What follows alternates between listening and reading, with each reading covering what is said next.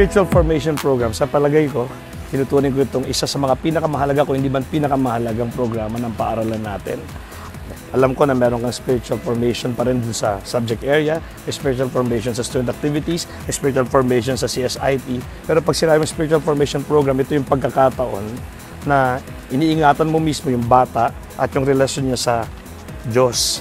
Spiritual formation is more of like the silent part, the time to settle, to be listening to God in your silence or through people sharing their stories, and by time for you to absorb it. So this is very unique in all the other relationship with God that the other programs promote.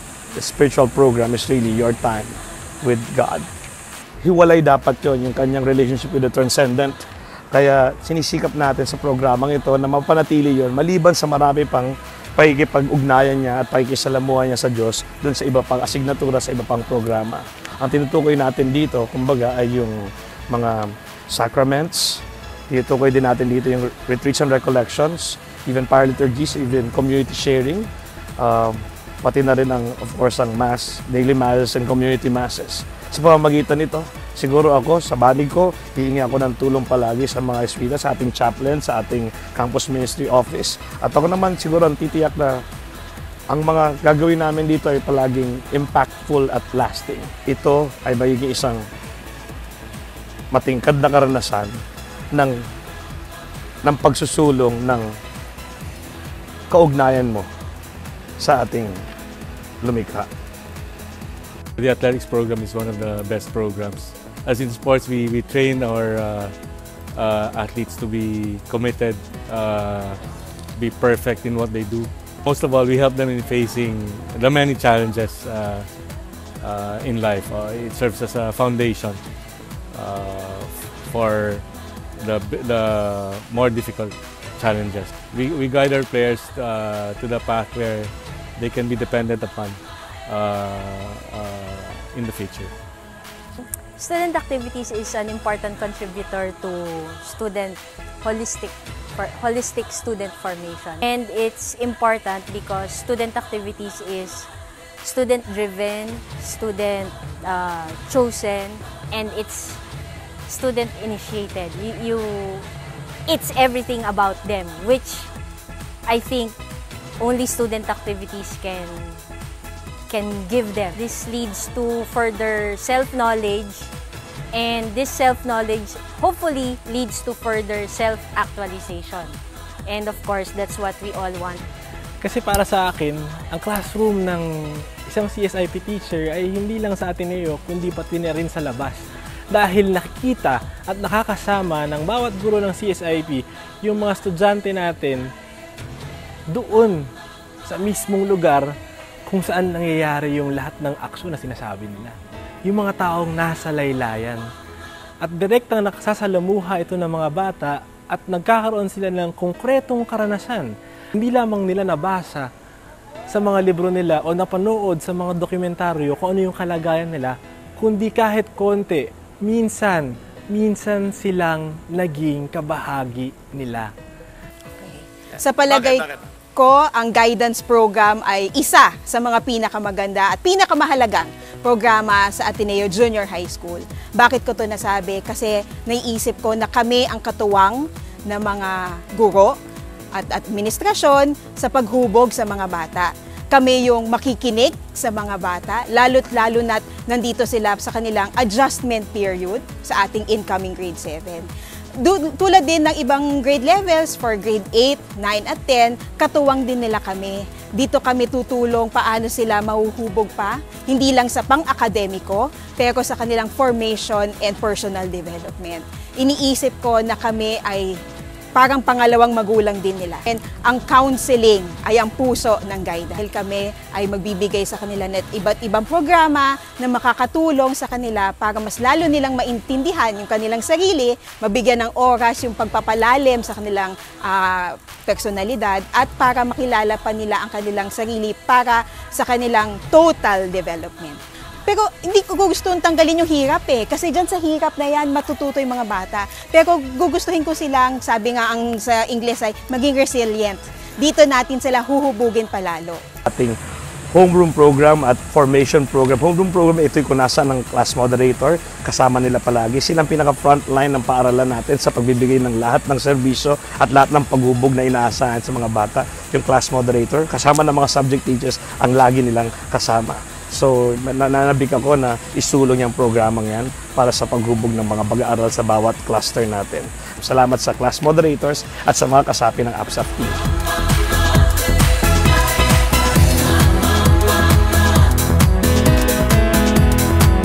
Naginig ko yung 3 directions, Sir Ron, ang tingin ko, wow, napakalaki. Daunting experience ito para sa atin. Pero nung nagmuni-muni na ako, naisip ko, nasimulan na natin to eh. Ang gusto ko dito yung fuller cultivation sa mga bata. Bibigyan natin ng ayusin natin yung mga programa natin para mas maging kumpleto yung mga bata. Nandyan yung masaya sila, nandyan yung natutuwa silang pumasok sa eskwelahan. Excited ako sa Perfect Pioneering, hindi para bukod sa para sa paaralan, para sa akin na rin.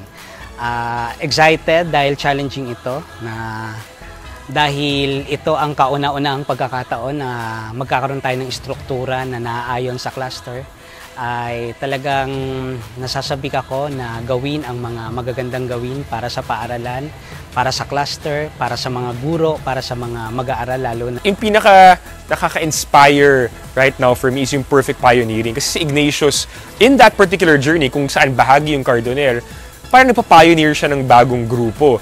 Yung, of course, what we know now, Society of Jesus. And for me, yung pioneering spirit ni Ignatius, yun yung isa sa mga bagay na I think magpapalalim sa pagka-dynamic ng community ng buong high school at sana ng community ng Cardonel din ngayong school year.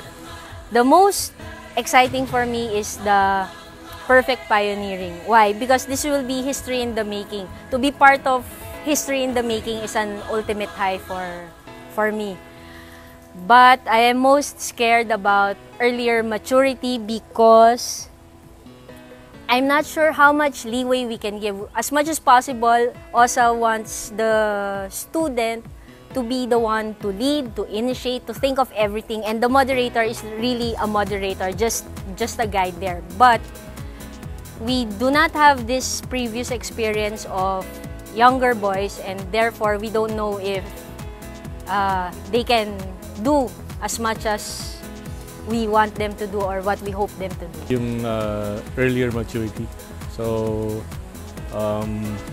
at a young age, you want them to be exposed to as many conditions as possible so they can adapt to it and become better at what they do in the many fields of athletics. So as they grow at a young age, they become stronger.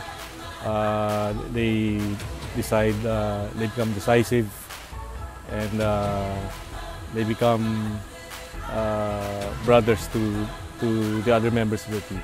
Yung maturity ng mga bata.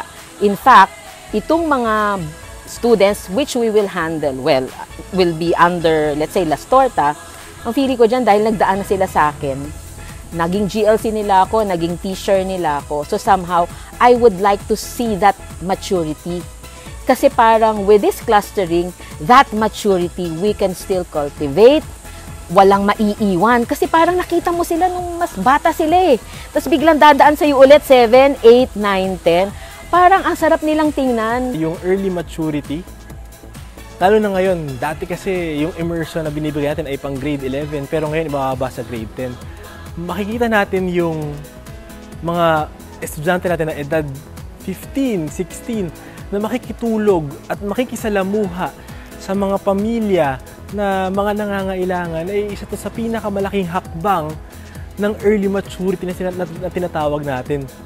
Na bago sila magtapos sa Ateneo Junior High School, masasabi natin na totoo naman na nagkaroon sila ng early maturity dahil nakitulog, nakipaligo, nakipamayan sila sa isang pamilyang nasa laylayan.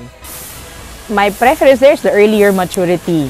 Maybe because I've handled students from grade 3, grade 6, grade 7, and then now, one thing that I've seen is that the students, our boys, our Ateneo boys, they usually just react the way they're treated. The way they're treated, they can be expected to act maturely if you expect it from them. And especially because they know that we're not expecting anything from them that they cannot do. That's why, even just last year, I keep telling the boys, I marvel at how resilient they are. They're such troopers that if you expect much from them, they deliver. Kaya yung tatlong yan, fuller cultivation, perfect pioneering, at earlier maturity. Go APSAF team!